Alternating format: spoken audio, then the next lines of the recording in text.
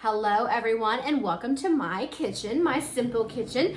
I'm Selena and today we are going to make a ravioli casserole. It's going to be super easy, super quick to make tonight for dinner for my family before they all get home. We're going to start with a pound of, I'm using ground pork. You can use ground beef if you would like, but I am using ground pork because that's what I have in the freezer and it's easy accessible for me. I'm gonna go ahead and get that cooking, and then I will let you know of the other ingredients that you need while this is browning.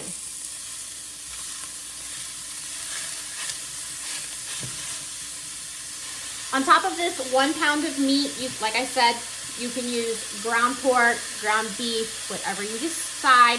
You could probably use ground chicken even too, honestly, or ground turkey. The options are endless. You're also gonna need 1 onion chopped up. We're gonna go ahead and add that in with our brown meat that we've got going on over here. I pre-chopped this a little bit ago. You just don't want to chop it up nice and kind of on the smaller side. We're also gonna be adding in 1 clove of garlic. Again, I just minced it up real nice and small. I can get that added in. Gonna give this a little stir.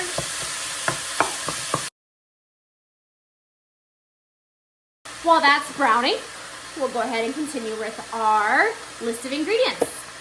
You're gonna need a can of tomato sauce, a can of stewed tomatoes, or I am using petite tomatoes with a little seasoning added to them, a teaspoon of oregano, a teaspoon of Italian seasoning, some salt and pepper to taste, 10 ounces of frozen spinach. You can also use fresh spinach if you would like. And then this recipe calls for 16 ounces of bow tie pasta, but being gluten-free, there is no gluten-free bow tie pasta that tastes very good that I have found. So we're just gonna be using some penne pasta tonight. It's not gonna throw it off a whole lot.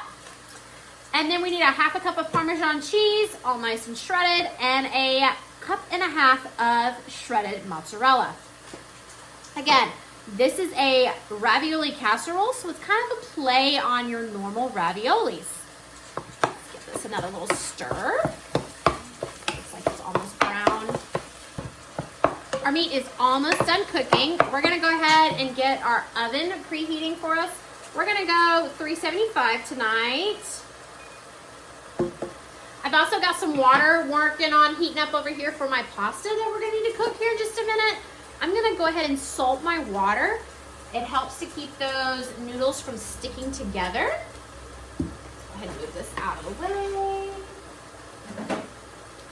To our meat mixture, we are going to add in all of our tomatoes.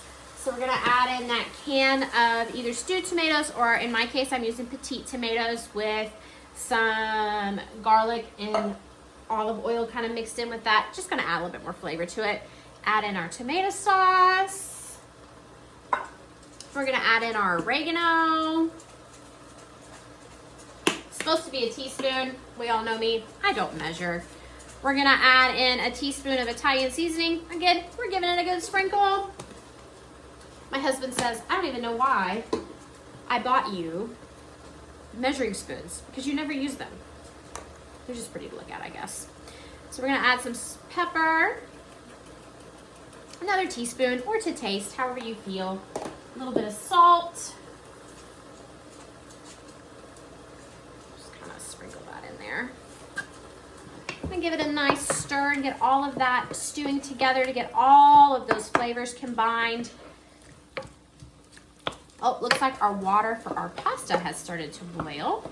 So we're gonna go ahead and add our pasta in really fast and get that cooking.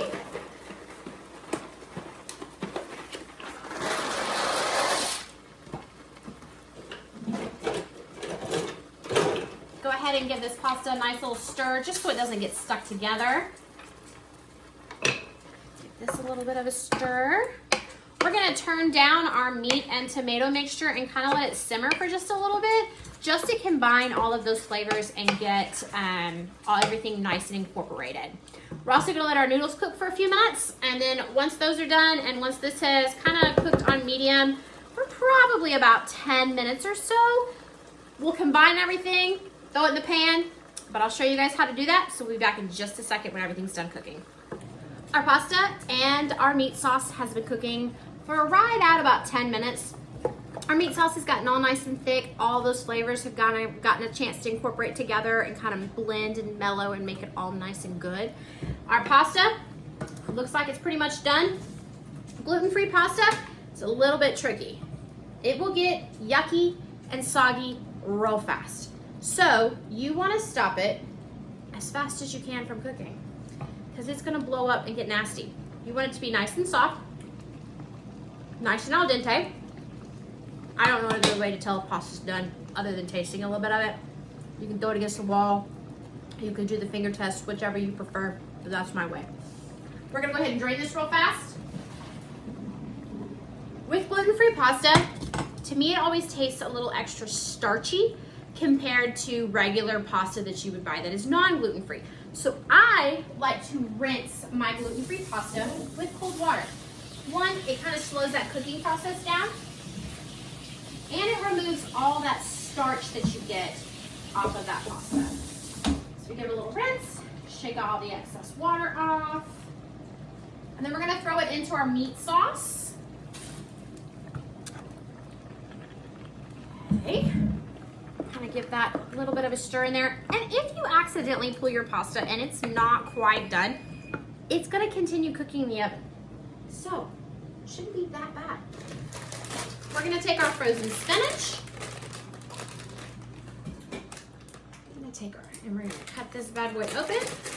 We're gonna add it to our pasta and sauce mixture that we've got going on over here.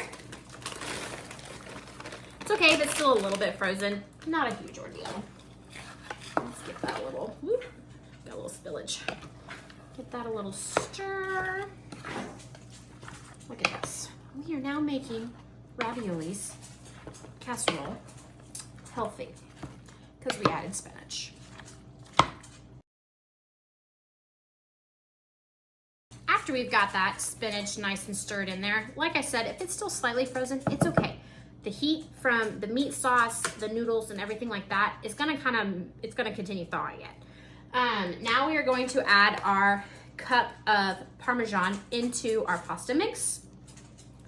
Again, I'm eyeballing. Looks good to me. I'm gonna add in about half of our Parmesan cheese that we have, mozzarella, not Parmesan, mozzarella this time. Just a little bit, just to kind of give it some texture and some flavor in there. We're gonna give this a good little stir. It is smelling amazing. Once we have that cheese all nice and mixed in there and everything is all nicely incorporated, your cheese doesn't have to be fully melted. You don't have to worry about anything like that. We're gonna take our 9x11 baking dish. We're gonna dump all this in here. I can do it without making a mess. It's really heavy.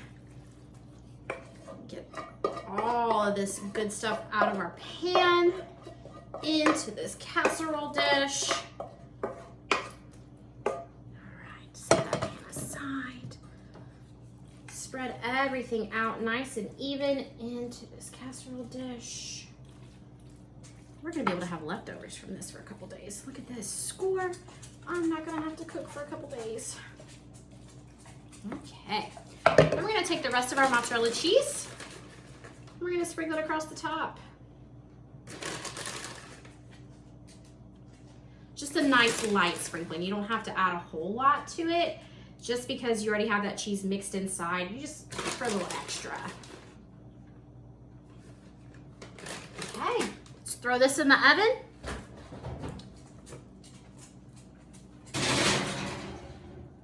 Remember, we've preheated that oven to 375. We're gonna let that cook in there for about 25 to 30 minutes until everything is nice and bubbled and all those flavors have had a chance to kind of come together. You don't necessarily have to wait that long if you're on a time crunch. You could probably get away with 15 minutes in the oven because everything's already cooked. I'm just giving it a chance for all of those flavors to continue to mellow together, and that cheese and all that meat sauce and the pasta and the spinach all to get married and come together and have a divine dinner. So I'll see you back in about 25-ish minutes and we'll test it. Then 20 minutes and our ravioli casserole has been cooking away. It smells like it's done. It looks like it's done. So let's go ahead and pull this bad boy out. Oh my goodness. Look at this. Guys, this is beautiful. Got spinach and everything. Let's give you a little close up here. Look at how beautiful this is. Okay, I'm gonna give this a teeny little taste while nobody's home before everybody gets back, just because I need to see what it tastes like, because I've never made this version before. Going in for a bite, y'all. It's really hot though.